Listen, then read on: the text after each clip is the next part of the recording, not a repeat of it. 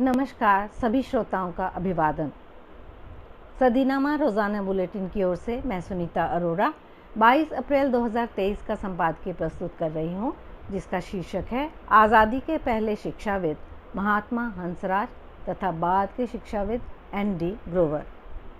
लेखक हैं विवेक आर्य जी, जो अतिथि संपादक हैं। लेखक दिल्ली से हैं। आइए जानते हैं उनके भाव आज़ादी से पहले और बाद के दो दिग्गज शिक्षाविदों के बारे में क्या कहते हैं वे।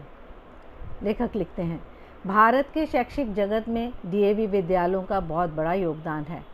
विद्यालयों की श्रृंखला के संस्थापक हंसराज का जन्म महान संगीतकार बैजू बावरा के जन्म से धन्य हुए ग्राम बैजवाड़ा, जिला होशियारपुर, पंजाब में 19 अप्रैल 1864 को हुआ था। बचपन से ही शिक्षा के प्रति उनके मन में बहुत अनुराग था, पर विद्यालय ना होने के कारण हजारों बच्चे अनपढ़ रह जाते थे। इससे वे बहुत दुखी रहते थे।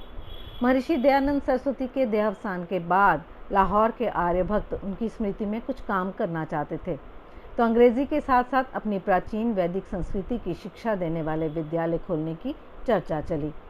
22 वर्षीय हंसराज जी ने एक साहसिक निर्णय लेकर इस कार्य हेतु अपनी सेवाएं निःशुल्क समर्पित कर दी। इस व्रत को उन्होंने आजीवन निभाया। हंसराज जी के समर्पण को देखकर उनके बड़े भाई मुल्कराज जी ने उन्हें 40 रुपये प्रति माह देने का वचन दिया। अगले 25 साल हंसराज जी डीएवी स्कूल एवं कॉलेज लाहौर के अवैतनिक प्राचार्य रहे। उन्होंने जीवन भर कोई पैसा नहीं कमाया, कोई भूमि उन्होंने अपने लिए नहीं खरीदी, तो मकान बनाने का तो प्रश्न नहीं उठता था।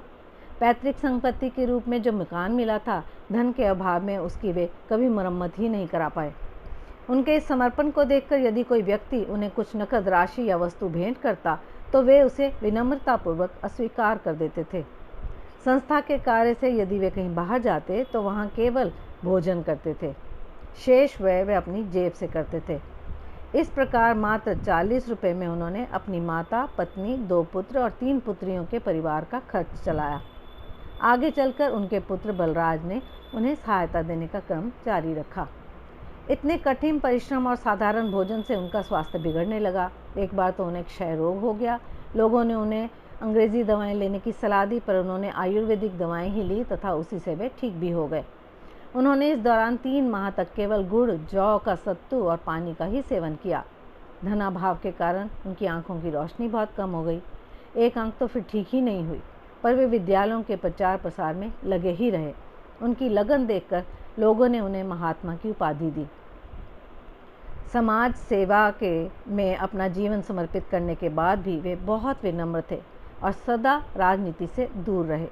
उन्होंने लाहौर में DAV school, DAV college, Dayanand ब्रह्म विद्यालय, आयुर्वेदिक कॉलेज, महिला महाविद्यालय, औद्योगिक स्कूल, औद्योगिक विद्यालय, आर्य समाज अनारकली एवं बच्चों वाली, आर्य प्रादेशिक प्रतिनिधि सभा एवं हरिद्वार में वैदिक मोहन आश्रम की स्थापना की।